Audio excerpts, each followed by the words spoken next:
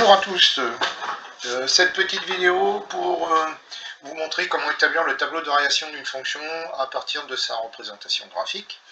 Donc nous avons ici la représentation graphique de la fonction f de x égale x au carré plus 2. Donc la voici, c'est la courbe qui est ici, donc qui est représentée sur l'intervalle moins 2, 2. Alors pour rappel, moins 2 signifie donc qu'on a commencé la représentation graphique de la fonction ax égale moins 2, et 2 qu'on l'a arrêté donc pour x égale 2. Alors pour pouvoir établir le tableau de variation de la fonction, il va falloir commencer par faire une étape de repérage. Donc on va commencer par repérer, et donc ici je l'ai mis en rouge sur la courbe. On va repérer donc la partie de la courbe entre guillemets descendante qui va nous indiquer lorsque la fonction est décroissante. Donc en l'occurrence ici, sur cette première partie qui se trouve ici, entre moins 2 et 0.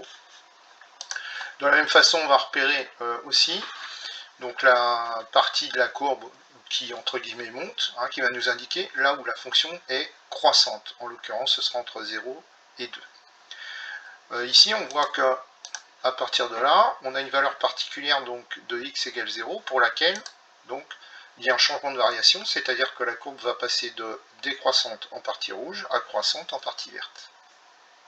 Une fois qu'on a établi cette phase de repérage, on va pouvoir donc établir le tableau de variation de la fonction. Alors le tableau de variation, donc, il comporte deux lignes, une première ligne donc avec les valeurs de x et une deuxième ligne avec f de x, on verra ce qu'on met dedans. Alors on va commencer par repérer donc les valeurs de x qui sont importantes. Donc nous ici notre courbe commence donc à la valeur x égale moins 2, puisque c'est le commencement de la définition de la fonction.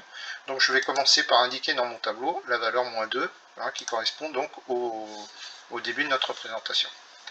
On a vu tout à l'heure qu'on a une valeur particulière qui est la valeur 0, pour laquelle il y a un changement de variation, on passe de décroissante à croissante, donc là on va l'indiquer lui aussi.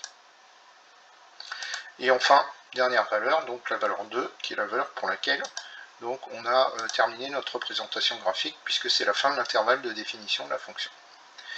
Une fois qu'on a fait ça, on va pouvoir ici indiquer dans notre tableau, dans la ligne f de x, la valeur des images correspondant aux valeurs de x qu'on a déterminées ici, qui sont donc moins 2, 0 et 2.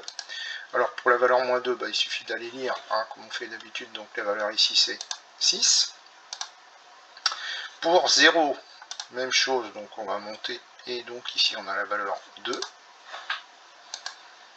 Et enfin, pour la valeur 2, même chose, on va aller chercher son image, et donc la valeur va donc être de 6 là aussi.